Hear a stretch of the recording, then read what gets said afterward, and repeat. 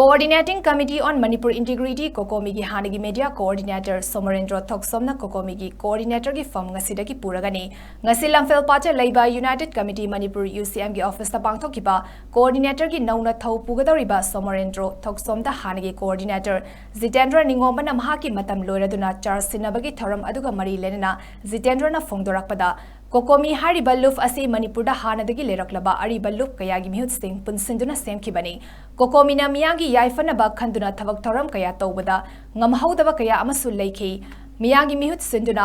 mahut sinduna tawkiba thavak thoram singda asoiba kaya yawkhrabasu miyam na ngakpiu haina phongdoki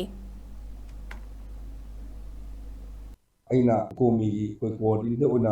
ujarukpa amadi manipur miyam gi seba tokjarpadu ei matam loire ai mama gi hai kenogi leiba condition gi matungina aduna ai gi matungda atopa akoi lebireba tup mayam gi lusingma mayam amna matang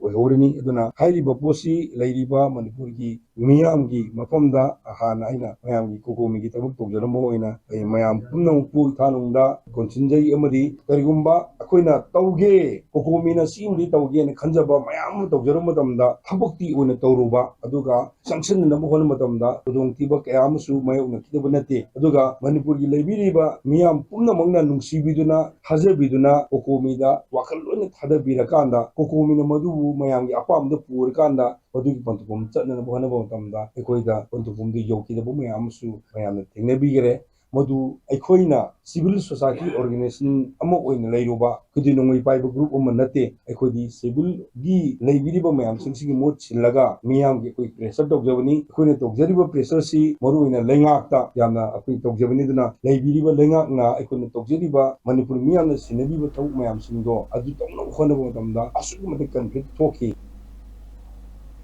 Thoram aduga mari lenena nauna coordinator gi fampu khraba Somarendra Thoksomna hai Kokomi asi luf kayana pullaga semba luf amani luf asina India lengakna Manipur gi miyam da yengliba meeting asi yaninde India gi atopa citizens singda yengliba meeting amagum yengbiyo haiduna taksinduna lakli handak Manipur da thokliba irang asi laksinaba center na tharakiba central force singna chatharakliba thawong asi Kokomi na yaninde loinena Kokomi na kari tauri haiduna miyam na hangliba wafam kaya Kokomi na ngasi fawda lauriba thodang kari no haiba khangfam thoi miyam gi aningba apamba kaya makata na achetpa firef amaga loinena thawak tawna Stem Saduna Lady, Masida Miyamna Kari Pamli Habigi Matangda suggestion box Amathamduna, Miyangi Apamba Sing Fongdokpagi Matam Amasu Pinaba Honoragani, Manipurda Togliba Lan Asida Manipurda Ladyba MLA Yankaina Linzal, Manadabadagi Irang Asi Hena Chautorakpani, MLA Makoi Yankaina Linzal Manana Puna Tengnaramba Tarabadi, Ngalinge Matamdagi Irang Asi, Lushilamba Yabani Hainasu Fongdoki.